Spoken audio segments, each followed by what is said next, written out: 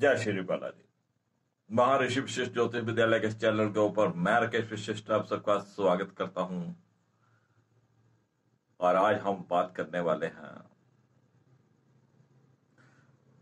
बृहस्पति का कुंभ राशि में जो गोचर होने जा रहा है वो मीन लगन के लिए कैसा रहेगा।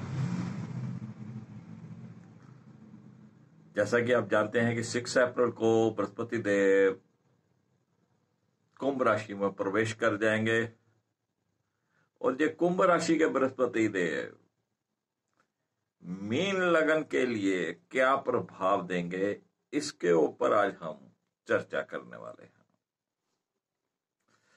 जिन फ्रेंड्स ने अभी तक इस चैनल को सब्सक्राइब नहीं किया और फ्रेंड्स से गुजारिश है चैनल को सब्सक्राइब कर लें और बेल का आइकॉन भी दबाएं और ज्यादा से ज्यादा ज्ञान की वीडियो को, ज्ञान की बातों को शेयर किया करें।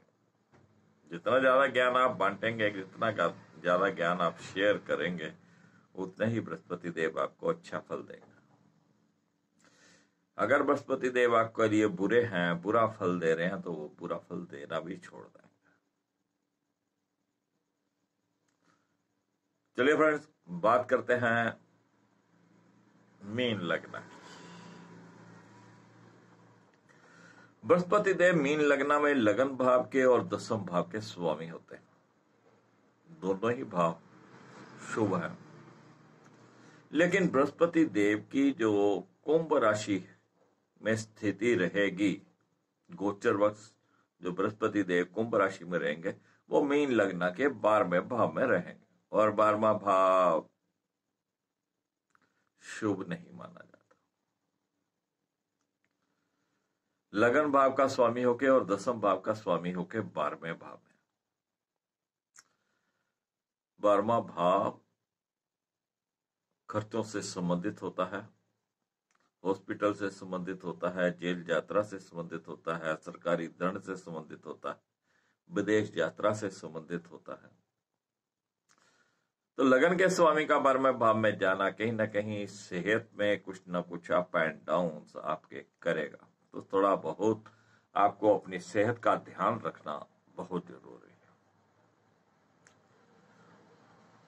बृहस्पति देव दसम भाव के भी स्वामी हैं और 12वें भाव में।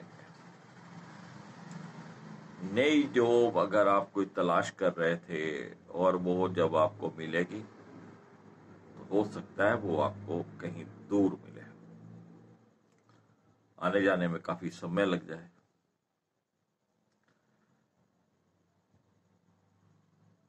जो व्यापार में है, जो पहले से जॉब में है, उनके लिए कुछ परेशानियां हो सकती हैं। लेकिन जो इंपोर्ट एक्सपोर्ट का कार्य करते हैं, विदेशी वस्तुओं से संबंधित कार्य करते हैं, इंपोर्ट की हुई वस्तुओं का कार्य करते हैं, उनके लिए ये बृहस्पति देव कुछ लाभ दे सकते हैं। इंपोर्ट की हुई वस्तुएं आ रही हैं, उनका आप बेचने का कारोबार करते हैं या कुछ ऐसा कार्य करते हैं जो विदेशों से संबंधित है, मल्टीनेशनल कंपनी में आप अगर जॉब करते हैं तो आपके लिए शुभ रहेगा। अगर आपका व्यापार जैसा कि मैंने बताया इंपोर्ट एक्सपोर्ट से लिंक्ड है या तो वो भी आपके लिए लाभदायक रहेगा।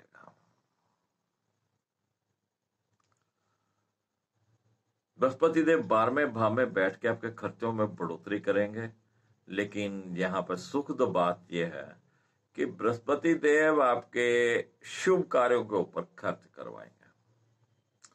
और शुभ कार्य कोई सत्संग करवा लिया, कोई कीर्तन करा लिया, किसी तीर्थ यात्रा पे चले गए, किसी बच्चे की शादी करवा दी, किसी बच्चे का रिश्ता हो गया, तो या कोई घर ले लिया, कोई आपने व्हीकल ले लिया, तो ये इस तरीके के शुभ कार्य होते हैं। इन कार्यों के ऊपर आपका खर्चा होगा। तो खर्चा तो होना ही है, तो प्लान करिएगा उसको ताकि वो शुभ कार्यों के ऊपर ही हो। बृहस्पति देव की यहां से 12वें भाव से जो पंचम दृष्टि रहेगी वो चतुर्भाव के ऊपर रहेगी। और चतुर्भाव होता है हमारी माता श्री का, हमारे व्हीकल का, हमारे घर का, हमारी जमीन जायदाद का। तो बृहस्पति देव की वहां पर दृष्टि है अगर आप पिछले काफी समय से इस बात का प्रयास कर रहे थे, कोई प्लॉट खरीद लें, कोई घर खरीद लें, या कोई नया व्हीकल ले लें, या पुराने व्हीकल को देकर नया व्हीकल ले लें, तो बृहस्पति देव आपकी सहायता करेंगे। बृहस्पति देव की यह दृष्टि आपको इन कार्यों में सहायता करेगी। अब आप अपना प्लॉट भी ले सकेंगे, अपना घर ले सकेंगे, अपना व्हीकल ले सकेंगे। माता श्री की सेहत जो है वो पहले से अच्छी रहेगी। यहीं से ही बृहस्पति देव की जो सप्तम दृष्टि रहेगी वो छठे भाव के ऊपर रहेगी, और छठे भाव के ऊपर से हम कोर्ट कचहरी, डिस्प्यूट, मुकदमेबाजी, इस तरह की चीजें देखते हैं, लोन वगैरह देखते हैं। तो यहाँ पे बृहस्पति देव की दृष्टि कोई ज्यादा शुभ हम नहीं कह सकते। हाँ, अगर कोई आपका कोई कोर्ट केस वगैरह चल रहा था, अगर कोई आपका डिस्प्यूट चल रहा था, तो बृहस्पति देव की यहाँ पर दृष्टि रहेगी, किसी न किसी तरीके से वो आपका कोई कॉम्प्रोमाइज करवा सकते हैं।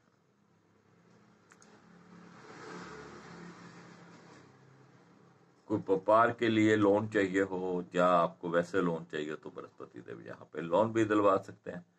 शेष यहाँ पे बृहस्पति देव कोई अच्छा कार्य नहीं करने वाले हैं, और यहीं से ही बृहस्पति देव की जो नवम दृष्टि रहेगी वो अष्टम भाव के ऊपर रहेगी। तो अष्टम भाव भी कुछ शुभ भाव नहीं है।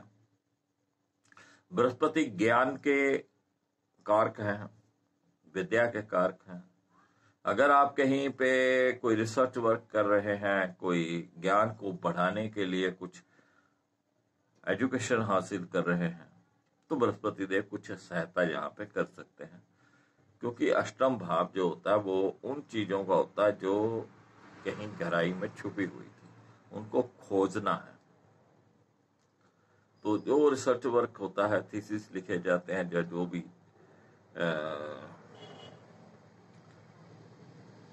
इस तरीके के कार्य हैं रिसर्च वर्क से रिलेटेड, वो कार्य आपका संपन्न हो सकता है। वहां पे आप बृहस्पति देव आपको लाभ कर सकते हैं। इसके साथ साथ यदि आपको कोई अष्टम भाव जो होता है वो समुद्र से लिंक्ड है, जब ये एरोप्लेन वगैरह नहीं थे, हवाई यात्रा नहीं होती थी, उससे पहले जो विदेश यात्राएं हुआ करती थी वो अष्टम भाव से ही देखी जाया करती थी। अष्टम भाव समुद्र। तो विदेश से संबंधित कोई कार्य आपका बन सकता है। अगर आपने विदेश जाने के लिए कोई कागजात लगा रखे थे, कोई फाइल लगा रखी थी, या कोई डॉक्यूमेंट्स विदेश से मंगवाने थे, या वीजा अप्लाई किया हुआ था, आपका वीजा रुका हुआ था, तो इस तरह का कोई कार्य विदेश से संबंधित आपका हो सकता है। तो आपको विदेश जाने का मौका यहाँ पे मिल सकता है, इसमें कोई दो राय नहीं है। बहुत बढ़िया बृहस्पति देव मीन लगन के लिए नहीं आए हैं, मध्यम से हम इसको कह सकते हैं कि कहीं ना कहीं ये आपको परिवार का सुख, व्हीकल का सुख, जमीन जायदाद का सुख दिलवा देंगे।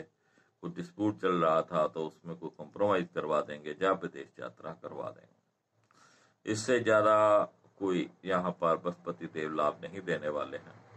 और बृहस्पति देव 6 अप्रैल को कुंभ राशि में आएंगे, और सितंबर के मध्य तक, लगभग मध्य तक ये यहीं पे रहेंगे। उसके बाद फिर बकरी होकर नीच राशि मकर में आ जाएंगे, और 20-22 नवंबर के आसपास बृहस्पति देव वापिस फिर कुंभ राशि में आएंगे।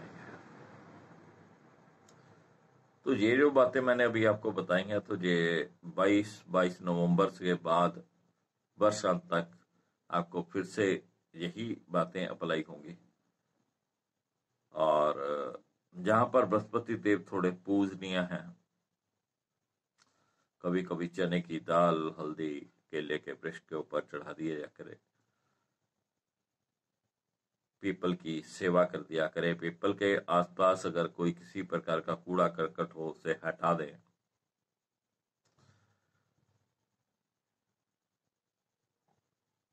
बृहस्पति के मंत्र का यहाँ पे पाठ किया जा सकता है अगर व्यापार या सेहत में हानि हो रही हो। ओम ग्राम ग्रीं ग्रौम स बृहस्पते नमः। या गायत्री मंत्र है इसका, ओम अंग्रियो जताया विद्महे बृहस्पते धीमहि तन्नो प्रचोदयात्। तो पीली वस्तुओं का दान पुण्य करिएगा तो बृहस्पति देव कुछ शुभ फल यहाँ पर दे सकते हैं। चलिए फ्रेंड्स, ये आखिरी एपिसोड था बृहस्पति के कुंभ राशि में गोचर का। मेष लगन से लेकर मीन लगन तक के सभी एपिसोड हमने कर लिए हैं। फिर मिलेंगे किसी नई जानकारी के साथ। तब तक राकेश वशिष्ठ को इजाजत दीजिएगा। नमस्कार।